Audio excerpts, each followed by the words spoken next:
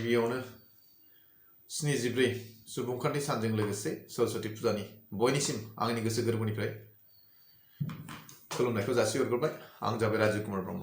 आं दिनै मोनसे फिसा टपिकखौ लानानै भिडिअ बानायनो नागिरदों।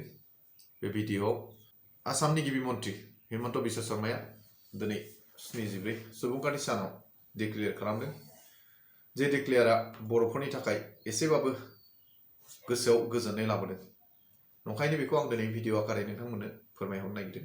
आसामनि गिबि मन्त्रि हिमन्त बिश्व शर्माया दिनै गुवाहाटीआव जाना थांनाय 26 जानुवारि 74 सुबुंखान्थि सानाव बर'फोरनि थाखाय मोजां डिक्लेयार होननानै आं सानो। मानो होनबा 2020 मायथाइयाव जानानै थांनाय BTR गोरोबथानि दफा बादियै 3.1 दफाखौ लानानै दिनै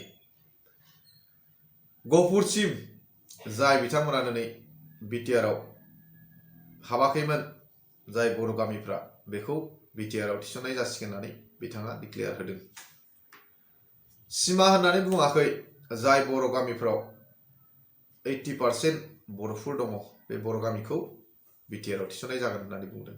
बेनि गेजेराव गासै गहपुर, चटिया, बिहाली, धेकियाजुलि, बिश्वनाथ बे दाब दाब जायगानिफ्राय गासै 43 रेभिनिउ भिलेज आरो 17टा फरेस्ट भिलेजखौबो BTRआव थिसनना होनो दिनै बिथाङा डिक्लेयार होदों।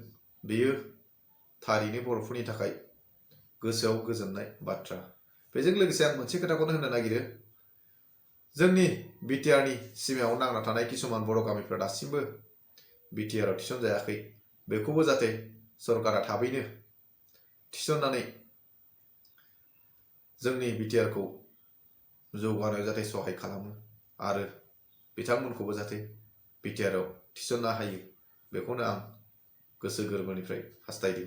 बेजों लोगोसे बिथाङा 2 नाम्बाराव जों बर' हारिनिफ्राय गोबाङानो मुंख्लं जालांदों आन्दलन समाव।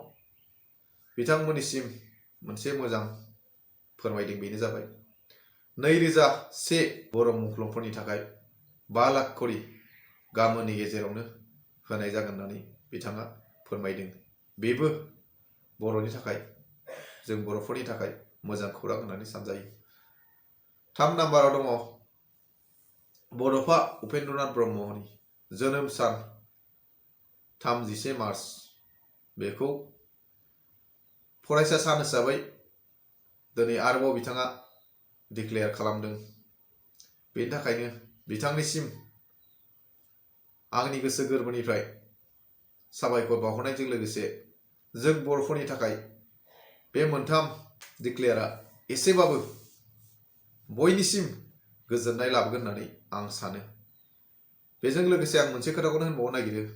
जाय बिथांमोना दिनै BTRआव हाबाखै, बिथांमोनखौ जाहाथे थाबैनो सरकारा BTRआव थिसनो, बेखिनिखौ बुंना आं दिनै बयबो बर' रायजो राजानिसिम आंनि बे भिडिअनि गेजेराव माबाफोर जुदि खोन्थानायाव बुंनायाव माबाफोर जुदि गोरोन्थिबो जादोंबा बेखौ निमाहा बिनानै आंनि भिडिअखौ एसेयावनो दोनथ'नाय जाबाय। गोजोन्थों।